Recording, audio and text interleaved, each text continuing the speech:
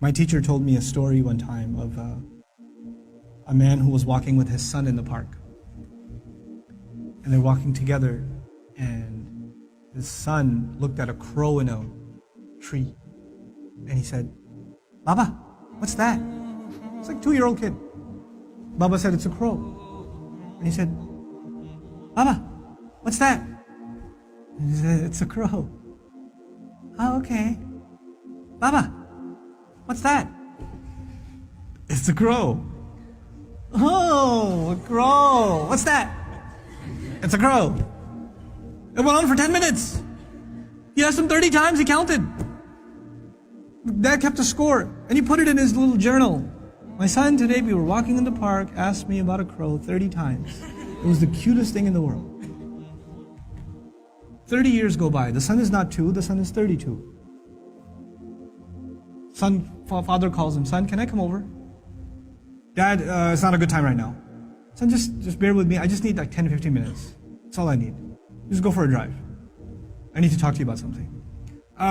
Whatever. You know what? Okay, fine.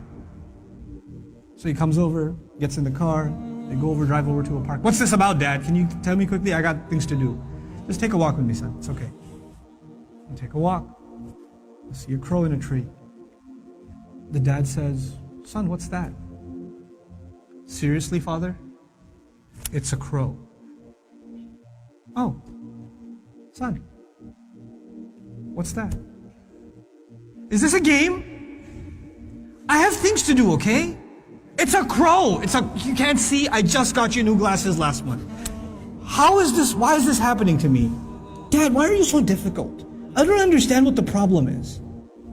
Just tell me what you really want. I'm busy, okay?" The dad pulls out his journal. He says, "Son, this is something that happened 30 years ago. We were walking down this park. You saw a crow. And you asked me 30 times. And I gave you a smile every time. You couldn't handle twice. What are we giving our parents?" I'm not even bringing Allah into the picture. The fact that Allah mentioned Himself and then mentioned His parents is, you think about that. What have they done for us and what have we done for them? What have we done for them?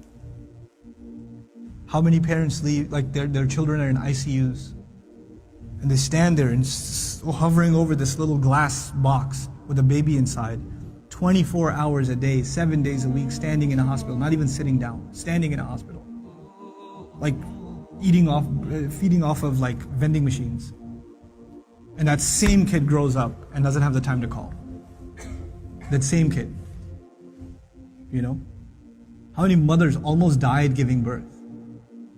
Almost died giving birth. And now it's so difficult to respond to her call. Or to just give her just a couple of minutes a day. Just let her feel a little important. You know how unfair that is, that you were the most important thing to them and they are so insignificant to you? How unfair that is? You know? They carry that pain with them every day, that I am nothing to my children. I mean nothing to them, I'm worthless to them. You know, they have no time for me. When something is worth something to you, it gets your time. Most of you at this age, you want to just get away from your parents. You just want to be with your friends. You want to be on your own. You just don't want to be with your parents. You know? That's, you develop this crooked habit now and it will only get worse over time. Our parents have very, very, very strong emotions. They're very protective of us. For them, you won't know this until you become a parent. For them, it doesn't matter when you turn 60, you're still their baby. They still remember changing your diaper. They still remember feeding you milk. They still remember burping you and cleaning up after you peed in the back seat. They still remember that. You don't remember that, they remember that. My son won't remember that. I was like, I gotta go. Then all of a sudden he stops complaining. I'm like, oh, time to roll down the windows.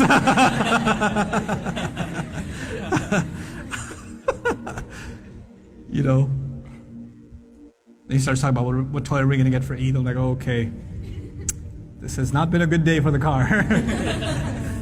But when he's graduating college and when one day he's getting married and one day he has his own, he's not going to remember that. But guess who'll never forget?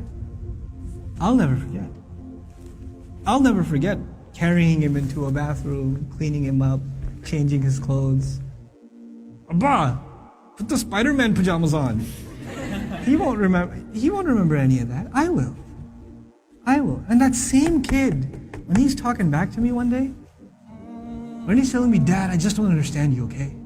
I don't have time right now. And he does, it's gonna hurt, man. It's gonna hurt. That's what you do to your parents. That's what I do to my parents. They were our life. They gave up their life for us. Our parents gave up careers for us. Our parents gave up vacations for us. Our parents gave up friends for us. You know that? I know that now. I didn't know that then. They had their entire life planned until you came along. And then you became their plan. You became everything. And you have the nerve. One thing doesn't go your way. You hear one thing you don't want to hear. You snap back at them. It says, we're not even talking about Islam right now. We're just talking about decency, man. Just decency. What have they done for you and what you give them back is so unfair. It is so unfair. My dad's so annoying. My mom's so this. They're always mad. They're never happy. They're this, they're that. What are you? What about you? I'm telling you, I can't say this enough times. If you don't earn your parents' du'as, nothing good will come of your life. Nothing good will come of your life if they're not happy with you. If you haven't done everything you can to make them happy. And never give them, you haven't, in all honesty, sometimes parents can be unfair. They're human beings, they can be unfair too. But if you have never, unless you have given them reason to be upset, if you've never given them a reason to be upset, then that's between them and Allah. But if you have given them a reason, and you have to ask yourself, it's bad. It's really, really bad.